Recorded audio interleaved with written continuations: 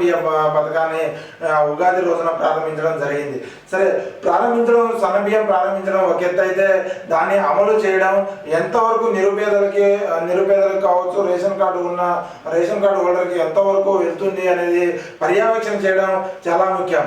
మొత్తానికి ఏదైతే సన్న బియ్యం ఉందో, సన్న బియ్యం ఉన్నప్పుడు ఇంతకుముందు దొడ్డు బియ్యం పంపిణీలోనే దాదాపుగా రేషన్ దందా అనేది ఏ రాజకీయ పార్టీ వచ్చినా, గతంలో బీఆర్ఎస్ పార్టీ కావచ్చు, ఇప్పుడు నడుస్తున్న కాంగ్రెస్ పార్టీ కావచ్చు, తర్వాత ఏపీలో ఇక్కడ నుంచి దాదాపు తెలంగాణ నుంచి మొత్తం ఏపీకి కాకినాడ పోర్టుకి రేషన్ అనేది రేషన్ షాప్లో ఉన్న రైస్ తరలిస్తున్నారని చెప్పేసి చెప్పుకోవచ్చు.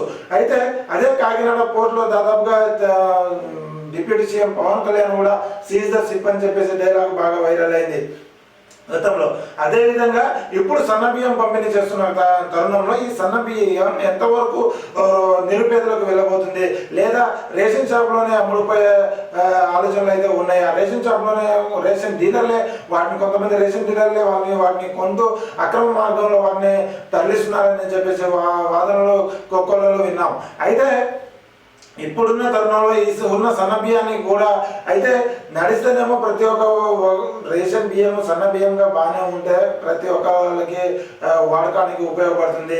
లేని పక్షంలో మాత్రం ఖచ్చితంగా ఇంతకుముందు జరిగిన బిజినెస్ కంటే ఇప్పుడు రేషన్ బియ్యం సన్న బియ్యం పైన ఎక్కువగా బిజినెస్ జరిగే అవకాశాలు అయితే ఉన్నాయి. కాబట్టి ప్రభుత్వ ధనం ఏదైతే ఉందో దాన్ని చేయకుండా దానికి పటిష్ట చర్యలు అయితే చేపట్టాలి. కాబట్టి ఒక ఎత్తు సీఎం సన్న బియ్యం పంపిణీకే ఒక ఎత్తు అయితే ఖచ్చితంగా దాన్ని మాత్రం ఖచ్చితంగా నిరుపయోగంగా ఉండకుండా, అక్రమార్కులు దూరకుండా, దానికి రేషన్ దందా నడపకుండా పర్యవేక్షణ చేయడం ఒక ఎత్తు అయితే అవుతుంది. ఇక మొత్తానికి ఈరోజు వార్తల్లోకి వెళ్ళినట్లయితే ఇక ప్రధాన దినపత్రిక సాక్షి దినపత్రికను చూసుకున్నట్టయితే ఇక సన్న బియ్యం చారిత్రాత్మకం, ఈ పథకం దేశ చరిత్రలో నిలిచిపోతుంది, భవిష్యత్తులో ఏ సీఎం వచ్చినా దీన్ని రద్దు చేయలేరు అని చెప్పేసి సీఎం రేవంత్ రెడ్డి అయితే చెప్పడం జరిగింది. ఇక సన్న బియ్యం పథకం ప్రారంభ కార్యక్రమంలో సీఎం రేవంత్ రెడ్డి 3.10 కోట్ల మందికి ప్రతిరోజు పండగ, దొడ్డు బియ్యం పేదల కడుపు నింపడం లేదనే సన్న బియ్యం పంపిణీ, కేసీఆర్ ఏనాడైనా ఈ ఆలోచన చేశారా?